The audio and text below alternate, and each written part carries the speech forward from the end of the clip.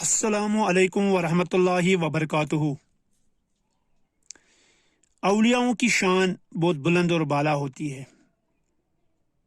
आज मैं आपके सामने एक मशहूर औलिया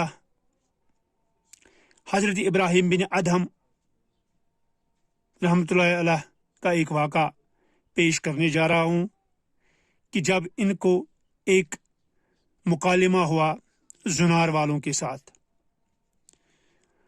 हज़रत इब्राहिम बिन अदहम रहमतुल्लाहि ताला अलैह फरमाते हैं कि एक दफ़ा मुझे रूम की तरफ जाने की गैबी कशिश हुई और मैं हैरान था कि ये कशिश व जज़्ब कैसी। बिलाकर मैं रोम को रवाना हुआ, एक सराय में डेरा जमा लिया। वहां एक ग्रुआ जुनार पहनकर मेरे इर्द गिर्द जमा हो गया। मैंने गैरती इस्लामी से इन्हें देखकर अपना पैरहन यानी लिबास तार तार कर दिया और शोर बपा कर दिया, यहाँ तक कि वो सारे मेरे इर्द गिर्द जमा हो गए और पूछा, बाबा क्या है, तुझे कौन सी बीमारी है जिससे तुमने पैरहन तार तार कर दिया? मैंने कहा, मैं तुम्हारे कुफ्र के जुनार देखना नहीं चाहता। उन्होंने पूछा, तुम मोहम्मदी हो? मैंने कहा, हाँ मैं मोहम्मदी हूँ सल्लल्लाहु अलैहि वसल्लम।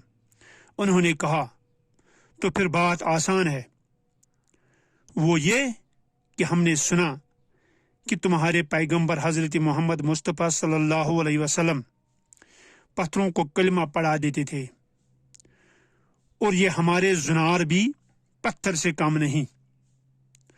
अगर ये तुम्हारे कहने पर तुम्हारे नबी सल्लल्लाहु अलैहि वसल्लम की नबूवत की गवाही दें तो हम इन्हें उतार फेंकेंगे और दायरे इस्लाम में दाखिल हो जाएंगे। हजरत इब्राहिम बिन अदहम रहमतुल्लाहि अलैह ने फरमाया कि मैंने सर सजदा में रखकर निहायत इज्ज़ व इनकिसारी से बारगाही हक में अर्ज की, आए इलाहिल आलमीन मुझे बख्श दे और अपने हबीब करीम सल्लल्लाहु ताला अलैहि वसल्लम को सच्चा कर दिखा और इस्लाम की मदद फरमा। फरमाते हैं कि मैं अभी इस सजदा में ही था और मेरी मनाजात अभी मुकम्मल नहीं हुई थी कि हर जुनार बज़बानी फसी बोल रहा था, ला इलाहा इल्लल्लाहु मुहम्मद रसूलुल्लाह सल्लल्लाहु अलैहि वसल्लम। प्यारे दोस्तों, ये होती है औलियाउल्लाह की शान।